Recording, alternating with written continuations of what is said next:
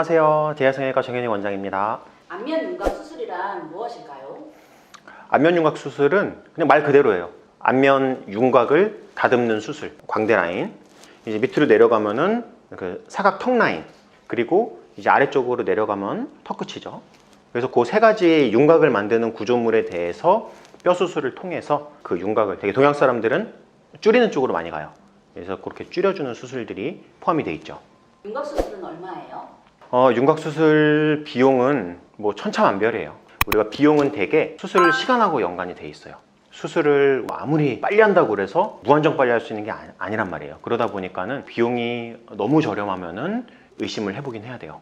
그래서 중요한 게 오로지 비용만 따지지 마시고 수술 결과, 수술 전후 이런 CT 사진 같은 거를 보여주는지, 고정은 뭐 어떻게 하는지, 이런 수술과 관련된 좀 더 자세한 점을 확인하시고 수술을 결정하시는 게 좋을 거예요. 머리 크기가 크다고 하는데 머리 크기는 줄일 수가 있을까요? 머리 크기를 줄이긴 사실 어렵죠. 왜냐면 머리 안에 뭐가 있어요? 머리 안에 뇌가 있잖아요. 뭐 뇌를 줄일 수는 없죠. 되게 얼굴의 모양이 두 개의 골에 이제 바닥 모양하고 연관이 돼 있다는 얘기가 많이 있어요. 성장하는 과정에서 같이 이렇게 발달하기 때문인데, 어릴 때 두상 모양을 바꿔서 얼굴의 모양을 변화를 주려는 시술들이 좀 있어요. 그 중에 하나가 이제 두상 교정 관련된 거, 헬멧 치료라고 하기도 하고요. 그래서 얼굴 비대칭, 두상 모양이 앞뒤로 좀 납작한 분들은 정면에서 봤을 때 얼굴이 좀 커 보이기 때문에 이제 헬멧 치료를 통해서 너무 앞뒤로 납작한 이런 두상 모양이 되지 않도록 조기에 교정을 해줌으로써 효과를 볼 수 있다고 얘기가 되고 있긴 해요. 윤곽 수술 종류에는 어떤 것들이 있어요? 윤곽 수술 종류는 사각턱 같은 경우는 턱뼈 각을 잘라내서 크기를 좀 줄이는 수술 많이 하고 있고요. 그리고 턱끝 같은 경우는 이제 환자분들의 모양에 따라서 뼈가 큰 분들은 줄이고 뼈가 작은 분들은 좀 늘리고, 뼈가 이제 후방으로 이동되어 있는 무턱 같은 경우는 전방으로 이동시키고, 그리고 너무 발달된 주걱턱은 이제 후방 이동시키고, 이제 이런 뼈 위치 관계를 바꿔주는 수술이고요. 광대는 되게 뭐 동양 사람들은 광대가 발달되어 있는 분들이 많다 보니까 광대 줄이는 수술이죠. 광대 축소 수술. 이 서양에서는 턱뼈 뭐 각 쪽도 그렇고 광대도 그렇고 이게 약간 발달된 느낌을 좋아하는 취향도 있어서 뭐 조직 이식물 같은 걸로 이제 볼륨을 오히려 늘려주는 수술을 하는 경우도 있어요. 그래서 이 세 가지를 윤곽 3종이라고 하기도 하죠. P광대와 3D 광대의 차이가 있나요? 중요한 차이가 있죠. 우리가 쌍꺼풀로 비교를 해보자면은 매몰 절개처럼 퀵광대는 최소 심습으로 진행을 하고 입안 절개를 하지 않음으로써 이제 불편감을 좀 줄이고 간단하게 수술을 진행할 수 있다는 장점이 있지만은 충분한 양을 교정하기 어려운 경우도 있어요. 환자분에 따라서. 어떤 분들은 이제 45도가 발달되어 있는 분들도 있는데, 퀵광대로는 45도 쪽을 접근해서 뼈의 양을 줄이는 술기가 이루어지기가 좀 어렵고요. 그러다 보니까 되게 뒷광대 위주로, 요 광대 요 뒤쪽 있죠? 뒤쪽 발달된 분들 위주로 이제 수술을 진행을 하고요. 정식광대는 여러 가지 불편한 점들도 있고, 그리고 수술 자체도 이제 입안 절개까지 포함을 하다 보니까 좀 더 광범위하게 이루어지는 45도까지 충분한 교정할 수 있고, 결과도 아무래도 이제 좋다고 볼 수 있죠. 그래서 퀵광대 수술하고서 정식광대로 재수술하시는 분들도 은근히 많이 있어요. 본인이 어떤 상태에 해당되는지 그거를 먼저 확인하고 수술 방법을 결정하는 게 굉장히 중요해요. 윤곽 수술로 회복 기간은 얼마나 필요할까요? 사실 회복 기간은 편차가 굉장히 많아요. 어떤 분들은 수술하고 한 주 지나서 사실 그 피부 쪽 실밥 아니었으면 윤곽 수술했는 줄도 모를 만큼 이제 붓기가 없는 분들도 있어요. 그 반면에 이제 한 달 경과돼 갖고 오셨는데도 윤곽 수술의 효과를 가늠하기 좀 어려운 정도의 이렇게 붓기가 있는 분들도 있고요. 붓기는 이제 본인이 갖고 있는 조직의 양하고 연관이 있다고 얘기를 해요. 물론 이 수술 중에 혈관이 많이 발달돼서 출혈이 많이 있으면은 좀 더 생기기도 하지만 결국은 붓기는 조직에 이런 조직액들이 담기는 거거든요. 그러다 보니까는 담길 만한 조직이 많으면 붓기는 더 많이 생기고, 그리고 붓기가 많이 생기면은 그만큼 더 오래 갈 수 있고, 조직이 적으면 붓기가 담길 조직이 없으니까 붓기도 생각보다 적게 생기고.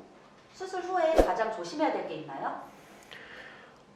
수술 후에 조심해야 될 거는 여러 가지가 있어요. 여러 가지가 있는데 뭐 붓기 관련된 거 이런 것도 이제 주의사항들을 많이 말씀을 드리지만, 붓기는 결국 시간 지나면 다 빠지게 돼 있어요. 그러다 보니까 이제 중요한 거는 재수술을 필요하게 만들 만한 이런 문제들, 예를 들어 뭐 불규합 같은 거, 간혹가다 수술하고 나서 우리가 광대 수술 같은 경우 뼈를 이제 여러 부위에 걸쳐 단단히 고정을 해요. 저희 같은 경우는 이제 뒷고정도 같이 병행을 하고 그리고 전방 부에도 2부위 이상 고정을 하는 걸 일반적으로 이 수술 방법으로 하고 있는데, 그럼에도 불구하고 우리가 씹는 근육의 힘은 굉장히 세요. 초반에 너무 안심하고 부주의하게 사용을 하면은 굉장히 단단히 고정했음에도 불구하고 간혹가다 저희가 고정한 이런 나사 부위의 뼈가 이제 일부 좀 부러지거나 이런 와이어 같은 데 변형이 생기면서 뼈가 이동하거나 벌어지는 현상이 생기기도 해요.